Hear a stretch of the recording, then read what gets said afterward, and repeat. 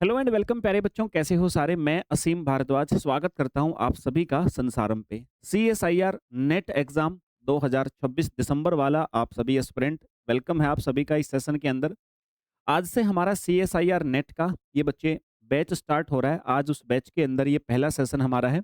और जैसा कि आप सभी जानते हैं कि लगभग 3 सेशन मैं आप सभी को बैच के अंदर पहले प्रोवाइड करता हूं, उसके बाद फिर हमारे चौथे दिन से हमारी क्लास, हमारी कक्षा स्टार्ट होती है यूनिट वाइज। तो बेटा 3 सेशन किस चीज़ के होते हैं? देखो, हम सबसे पहला सेशन हमारा होता है कि सर हमें अपना सिलेबस पता होना चाहिए।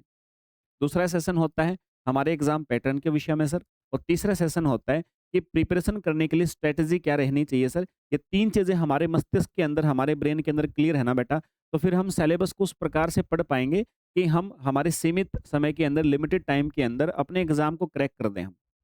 तो बेटा आज उन 3 सेशन में से ये पहला सेशन है। आप सभी जो भी बच्चे संसारम एप्लीकेशन पे आज इस बैच के अंदर मुझे सुन रहे हो, ये पहला सेशन आप सभी के लिए, जिसमें मैं आपको आपके सिलेबस से एक बार अवगत करवा देता हूँ।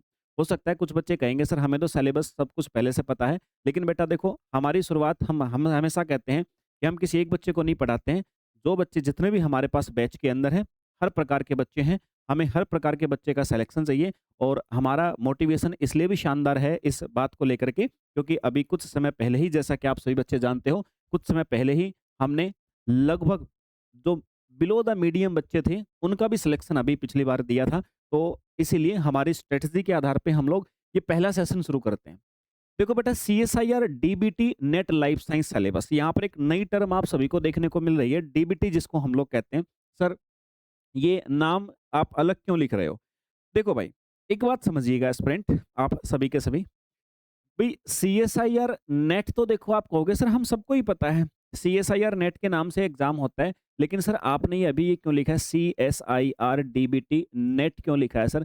देखो भाई, पहले आपका ये जो डिपार्टमेंट ऑफ बायोटेक्नोलॉजी है ना, पहले एक बेट एग्जाम नाम से, बायोटेक्नोलॉजी एलिजिबिलिटी टेस्ट नाम से एक अलग से एग्जाम होता था।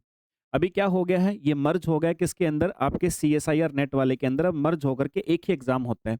तो अब उस एग्जाम को हम लोग CSIR DBT नेट आप लोग बोल सकते हो, ये एग्जाम हमारा होने वाला है। तो बच्चे इसका इम्पैक्ट थोड़ा सा आपके सिलेबस पे भी पड़ा है। नया सिलेबस आप सभी के सामने आया है, कुछ नई यूनिट्स आपकी आई हैं, कुछ जो पहले से यूनिट आपकी चल रही हैं उसके अंदर नए टॉपिक भी जोड़े गए हैं। अभी मैं आप सभी को ये टॉपिक्स के नाम एक बार यूनिट्स बता देता हूँ कि सर क्या परिवर्तन हुआ है। बाकी डिटेल में जो टॉपिक, सब टॉपिक के अंदर क्या क्या परिवर्तन है, वो तो फिर हम यूनिट्स पढ़ते जाएंगे और सारी चीज़ों को आपको एक्सप्लेन करते जाऊंगा मैं। देखो बेटा, अभी तक आपके पास में 13 यूनिट होती थी।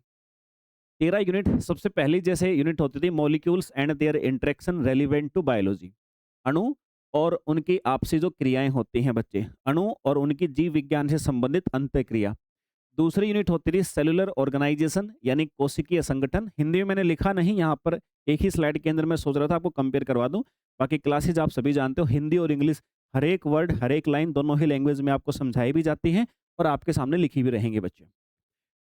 तीसरी यूनिट आपके पास फंडामेंटल प्रोसेस, मौलिक क्रियाएं या मूलभूत क्रियाएं। चौथी यूनिट होती है बच्चे आपके पास cell communication and cell signalling, कोशिका संकेतन एवं कोशिका संचार। पांचवी यूनिट बच्चे आपके पास होती थी डेवलपमेंटल बायोलॉजी, यानी परिवर्धन जैविकी।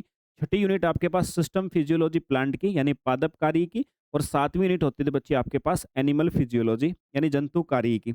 आठवीं यूनिट बच्चे आपके पास इनहेरिटेंस बायोलॉजी, यानी कि आप जिसको कह सकते हो सर अनुमान, जिसको आप लोग कह सकते हो कि विरासत में जो हमें माता पिता से गुण मिलते हैं, जो ट्रेट्स मिलते हैं, उनके विषय में स्टडी करना हमारे पास इसके अंतर्गत आता है। वंशानुगत जीव विज्ञान बोल सकते हो। 9 नंबर बच्चे डाइवर्सिटी ऑफ लाइफ फॉर्म्स, यानी जीवन की विविधताएं या क्लासिफिकेशन, जिसमें आप पढ़ते थे। 10 नंबर यूनिट बच्चे आपके पास इकोलॉजिकल प्रिंसिपल, पारिस्थितिकी से संबंधित कंसेप्ट आएंगे। 11वीं बच्चे इवोल्यूशन एंड बिहेवियर। 12वीं आपके पास अप्लाइड बायोलॉजी। और 13वीं बच्चे आपके पास मेथड्स इन बायोलॉजी। ये सिलेबस आपके पास अभी तक में था। अब बात करें, तो अब हमारे पास में सर ये दिसंबर से, देखो ये सिलेबस का पैटर्न आ तो पहले ही गया था, लेकिन ये रिजेक्ट हो गया था। तो जून वाले एग्जाम में हमारे पास में पुराने ही सिलेबस के हिसाब से हुआ है। अभी जो दिसंबर 2026 है बच्चे, यहाँ पर आपको ये नए सिलेबस के आधार पे ये सारी चीज़ें आप सभी को देखने को मिलेंगी। अब आपको कुल मिलाकर के सर 1 2 3 4 5 6 7 8 9 10 11 12 13 14, अब बच्चे आपको ये 14 यूनिट्स देखने को मिलेंगी। अब आप कहोगे सर एक ही यूनिट बड़ी है, देखो बेटा यूनिट्स तो आपकी लगभग 3 बड़ी हैं। लेकिन टोटल संख्या आपको 14 दिखाई दे रही है, 14 दिखाई दे रही है। इसका मतलब ये है कि कुछ यूनिट को मर्ज भी किया गया। देखो, ये पहले वाले जो यूनिट आप सभी के सामने है ना, ये as it is sir same है ना? लगभग इसको बोलते हैं structure and functions of biomolecules. अब यहाँ पर भी मैंने कहा मॉलिक्यूल्स, ये मॉलिक्यूल्स बायोमोलिक्यूल ही होते थे, मोस्टली चीज़ें उन्हीं के विषय में पढ़ते थे, तो इसके अंदर कोई खास परिवर्तन है नहीं। दूसरी यूनिट जो है उसमें कोई परिवर्तन नहीं है खास, तीसरी में नहीं है। जो ये यूनिट्स आपके सामने हैं बच्चे, इनमें कुछ-कुछ सब टॉपिक में चेंज है। बाकी जो कि लेस देन 0.1% आप लोग बोल सकते हो, इतना ही परिवर्तन है। यूनिट्स आपकी ऑलमोस्ट सेम है। ये डेवलपमेंट वाली सेम है, फिजियोलॉजी वाली प्लांट और एनिमल की सेम है, यहाँ भी सेम है। अब यहाँ बात आती है जैसे यूनिट नंबर 9 है आपकी, evolution and diversity of life form. अब देखो पहले क्या था बच्चे, यहाँ पर पहले इवोल्यूशन को पढ़ना था हमें यूनिट नंबर 11 में, और डाइवर्सिटी जो हमारे पास में होती थी उसको हमें पढ़ना था यूनिट नंबर 9 में। यहाँ पर इन्होंने सबसे पहला काम किया है, इन दोनों ही यूनिट को एक प्रकार से इन्होंने कंबाइन करके आप सभी के सामने रख दिया। तो सर एक तो चेंज हुआ यहाँ पर। फिर 10 नंबर पे इकोलॉजी के साथ में इन्होंने बिहेवियरल बायोलॉजी को भी इन्होंने ऐड कर दिया बच्चे। थोड़ा सा चेंज यहाँ पर भी हुआ आप सभी के सामने। ये मेजरली है यूनिट नंबर 11, यूनिट नंबर 12 और यूनिट नंबर 13। ये तीनों के तीनों जो यूनिट है ना बच्चे, ये इन्होंने ऐड करी है यहाँ पर। यानी पीछे की एक यूनिट को खत्म करके और 2 यूनिट के अंदर जोड़ दिया। एक तो वो हो गई, अब उसकी जगह पे ये 3 यूनिट उन्हें एक्स्ट्रा ऐड कर दी, और जिसके कारण आपकी टोटल संख्या जो है ना, ये मेथड्स इन बायोलॉजी पहले 13 नंबर होती थी, अब 14 पे चलेगी बच्चे। तो 3 यहाँ पर नई आपको सेपरेट देखने को मिलती है। ये आपकी सारी बायोटेक्नोलॉजी की यूनिट्स हैं, ध्यान रखना। बायोटेक्नोलॉजी से रिलेटेड जो केमिस्ट्री, जो फिजिक्स, जो बायोलॉजी कंसेप्ट है ना, वो यहाँ पर इन 3 यूनिट्स के अंदर आपको देखने को मिलेंगे। तो कुल मिलाकर के ये 14, ये 14 यूनिट आपकी रहने वाली हैं, कोई खास अंतर नहीं है। मैंने आपको बता दिया, इनके अंदर आप देखोगे तो ये bio informatics and computational biology, पहले आता ये भी था आपका इन यूनिट्स के अंदर, बट कम लेवल पे आता था, अब अलग से एक यूनिट बना दी है। फिर बच्चे ये biochemical engineering and industrial biotechnology, ये पहले भी आता था। ये यूनिट नंबर जो 12 थी ना, अप्लाइड बायोलॉजी, यहाँ पर ये सेक्शन आता था, लेकिन अब थोड़ा ब्रॉड कर दिया उसको। फिर बच्चे आपका एडवांसेस इन बायोटेक्नोलॉजी, ये भी कुछ कंसेप्ट पहले से यूनिट नंबर 12 के अंदर थे, अभी थोड़े से इन्होंने अलग करके और बढ़ा दिया है उनको। तो कुल मिलाकर के आप ये कह सकते हो सर, देखिए 80% तो सर हमारे पास में जो सिलेबस है ना, 80% तो जो सर हमारे पास में सिलेबस है ना, वो सिलेबस हमारा सेम ही रहने वाला है। 20% का चेंज मान सकते हो। सिलेक्शन में ये चेंज जो है, वो जिन बच्चों ने पहले से प्रिपरेशन कर रखी है, तो सिलेक्शन के अंदर ये उन बच्चों में कितना परिवर्तन लेकर के आएगा, तो मैं कहूँगा आपको बहुत मेजर चेंज तो नहीं होगा, लेकिन बेटा आपको एक परफेक्ट स्ट्रेटजी के साथ इन सारी चीज़ों को पढ़ना तो पड़ेगा। ठीक है सर, ये सिलेबस आपने एक बार जान लिया कि सर मेन आपके पास यूनिट कौन-सी हैं। अब कुछ बच्चे सोचेंगे सर ये टॉपिक और सब टॉपिक भी बता दो। उसकी बेटा पीडीएफ फाइल आप सभी को बैच के अंदर ही डली हुई है, ऑलरेडी आपको मिल जाएगी। बट अभी उस पे मत जाओ आप उसको देख के भी क्या कर लोगे? आपको अगर टॉपिक सब टॉपिक के नाम बताऊँगा, अभी आप देख के भी क्या कर लोगे बेटा? मैं पढ़ाऊँगा आपको सारे के सारे, एक-एक चीज़ आपको हाइलाइट करके बताऊँगा। दोनों ही लैंग्वेज के अंदर आपको बताऊँगा, क्वेश्चंस का लेवल किस प्रकार से पूछा जाता है। ये बैच हमारा परफेक्ट चलने वाला है। बहुत अच्छी रिदम के साथ बैच चलने वाला है, और डेफ़िनेटली आप लोग अपने आप को तैयार कर लोगे, प्रिपेयर कर लोगे लास्ट तक। Okay sir. अब जो बच्चे मुझे सुन रहे हैं इस बैच के अंदर, आज का जो सेशन है ये सिलेबस डिस्कशन वाला, ये आपका यूट्यूब पे भी जाएगा, ताकि सभी बच्चों को पता लग जाए आज से हमारा बैच स्टार्ट हो गया है। बैच हमारा बच्चे कौन सा है? ये हमारा बैच है। ये हमारा बैच है बेटा, जो आपके सामने दिख रहा है, जो आज से हमारा स्टार्ट हुआ है। CSIR नेट लाइफ साइंस का मिशन JRF बैच। ठीक है बेटा, मैंने कहा मिशन JRF बैच के नाम से आपका जाना जाएगा।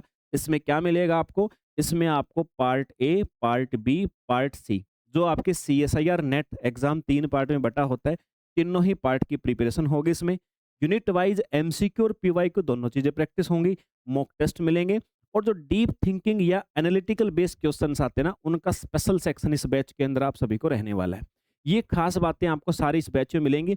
अभी आप लोग एप्लीकेशन पे जाओगे, संसारम एप्लीकेशन डाउनलोड करोगे बच्चे, जिन्होंने अभी तक नहीं की है, तो अभी आपको एक कूपन कोड भी दिखेगा वहाँ पे। आपको अभी डिस्काउंट के लिए बेटा कूपन कोड भी शो होगा, और उस कूपन कोड से आपको लगभग अभी जो फीस जितनी भी आपको शो होगी, एप्लीकेशन पे जाके पता लग जाएगा, 1000 रुपये का अभी डिस्काउंट मिलेगा। ये आपको जो कूपन वहाँ पे दिखेगा ना, वो 3 दिन के लिए, कूपन का नाम वगैरह सारी डिटेल आपको वहीं पे मिल जाएगी। 3 दिन के लिए लगेगा ये, उसके बाद ये कूपन हट जाएगा जैसे बाकी बैचों के अंदर हुआ था वैसे प्रकार से। तो बच्चे संसारम एप्लीकेशन पे जाएँगे, आसानी से कर लेंगे। अब कोई भी गवर्नमेंट जॉब का फॉर्म आता है, किसी का रिज़ल्ट आता है, कोई नया नोटिफ़िकेशन आता है बेटा, तो सारी चीज़ें एक पूरी तरह से डेडिकेटेड टीम आप सभी के लिए टेलीग्राम के इस चैनल पे बैठी रहती है।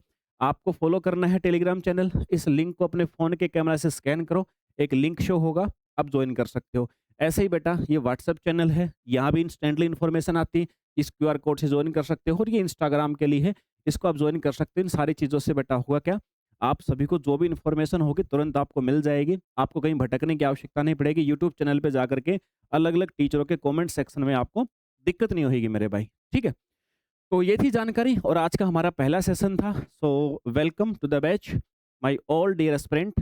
दोनों ही लैंग्वेज में, आपका लैंग्वेज हिंदी हो चाहे इंग्लिश हो, नेवर आपने कभी इतनी सरल और सिंपल लैंग्वेज में ऐसा सीएसआईआर नेट का बैच नहीं देखा होगा, जो चीज़ आपको आपको इस बैच के अंदर मिलने वाली है।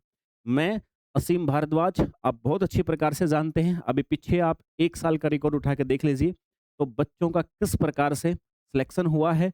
एक-एक बैच से अभी लाइफ साइंस का हमारे 1.5 महीने पहले एक सेट का रिजल्ट भी आया था, तो वहाँ पर भी आप देखिएगा सिर्फ एक बैच से 38 बच्चों का लाइफ साइंस से बच्चे क्वालीफाई हुआ था। आप अनुमान लगा सकते हो कि आप सभी का कितना शानदार परिणाम रहने वाला। अगर आपकी मेहनत, जैसा मेरा डेडिकेशन आपके प्रति है, वैसा ही अगर आपका मेरे प्रति रहा, तो डेफ़िनेटली बच्चे आपका बहुत शानदार रिजल्ट रहने वाला है। तो चलिए बच्चे, ये हमारा पहला सेशन था जिसके अंदर मैंने आपको नया सिलेबस एक बार बताया। अगला सेशन जो होगा, उस सेशन के अंदर मैं आप सभी को बताऊँगा कि आपके एग्ज़ाम का पैटर्न क्या है। फिर तीसरा एक और सेशन होगा, उस तीसरे सेशन के अंदर आपको स्ट्रैटेजी में डिस्कस करूँगा। फिर हमारी लंबी-लंबी क्लासें बेटा शुरू होंगी। अच्छा खासा टाइम, टाइम का तो आप ऐसा समझिए मेरे भाई कि लगभग 3 से 4 घंटे, लगभग 3 से 4 घंटे की आपकी क्लास हुआ करेगी और जिसके अंदर आप इतने शानदार तरीके से अपना ज्ञान प्राप्त करेंगे ना मेरे भाई, खुश हो जाएँगे आप लोग भी इस पढ़ाई के कंटेंट को देख कर के। चलिए बच्चे, मिलते हैं आप सभी से दोबारा किसी सेशन के अंदर। जय हिंद भाई।